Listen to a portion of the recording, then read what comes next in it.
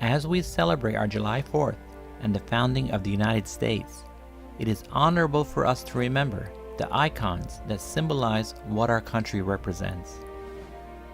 Over the last 235 years since our independence, it has taken hard work, ingenuity, and indeed many lives to provide us the freedoms we currently enjoy and the quality of life we presently experience.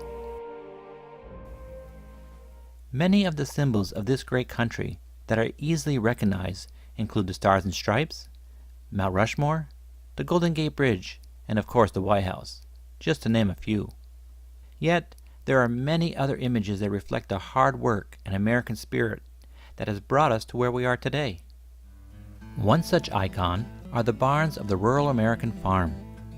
From the moment our country gained its independence, the rural farm was in many ways the heartbeat of America, providing food and dairy and a way of life to families everywhere. So was it true here in upstate New York. The barn you find yourself in today was constructed approximately 84 years after our country's independence, in circa 1860. Arthur and Helen Bechard purchased the farm in 1945 from the Neverett family, and since that time, it has been lovingly referred to as the Bechard homestead. It is fun to think that the Bechard family owns this farm, and the barns within it, but the fact of the matter is, they own us. They own our history, our memories, and some of the secrets we keep as children growing up. Short of some type of disaster, this farm and these barns will one day be borrowed by another family and continue their quiet and effective development of the great American persona we have come to know. So it is for this reason we have come here today, to commemorate the remodeling of these barns as a way to keep history alive, as well as to help these barns carry on their subtle mission of holding on to our memories and perpetuating the American spirit. It began during the summer of 2010 in the old-fashioned American way. Like Cornelius Vanderbilt, seeing the need for improved railroads, David Bechard saw the need and value to bring these barns back to life. His motivation was for the purpose of utility and historical memory, because he knew the way of the old rural barn was in jeopardy. Well, basically I started about 4 years ago when Bessie Lindo started a barn next door and did a lot of work on it. And then this year, of course, you and I got together and we started, last year we decided to start it. Barn was old. If we didn't do it, we'd be falling down. So that's how I got started.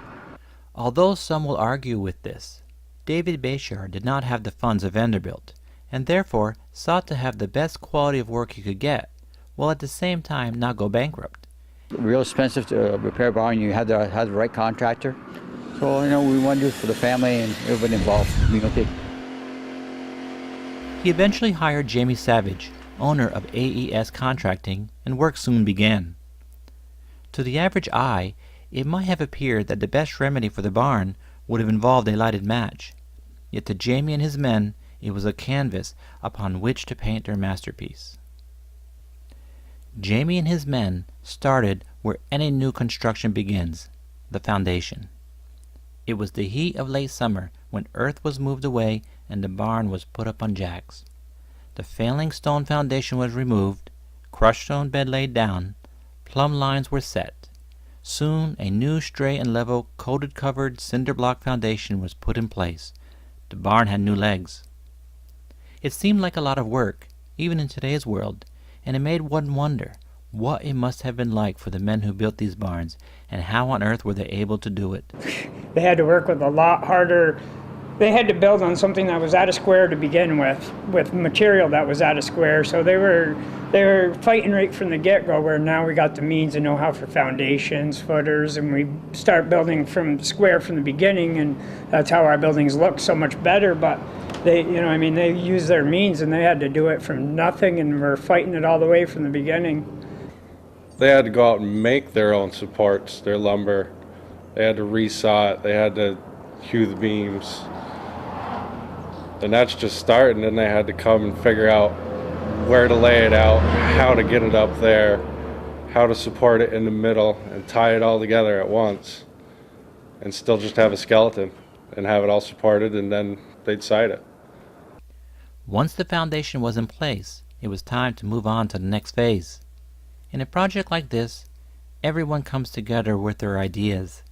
It's not like building a house, but it can still be a great time. Actually, it's more fun to do a barn. It's more of a primitive work, actually. You don't have to be so exact, so tight in your joints. It's a barn. You just got to have the support there and make it look good in the end.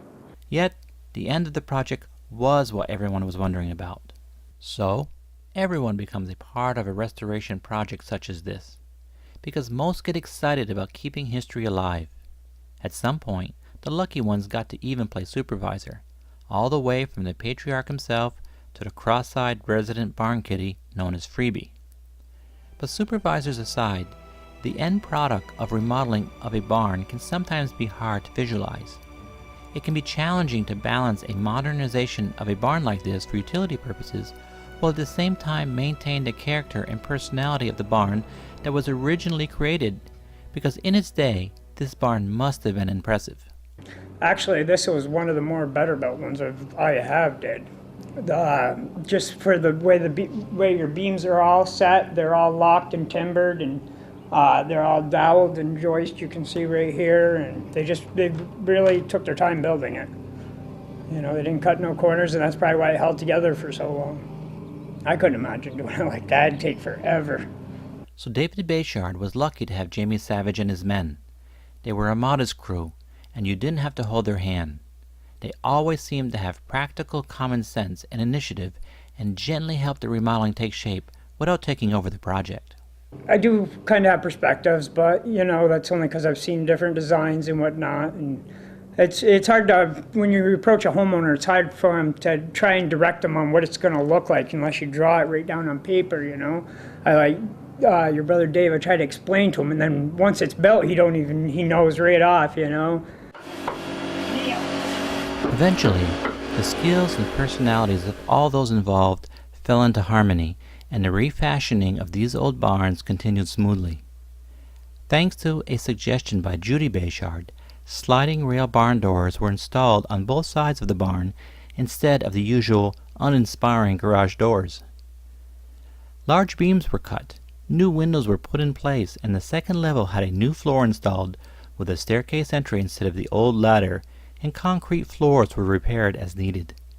Often, as restoration continued, things came up that were not expected, and it often seemed that yet another decision was needed.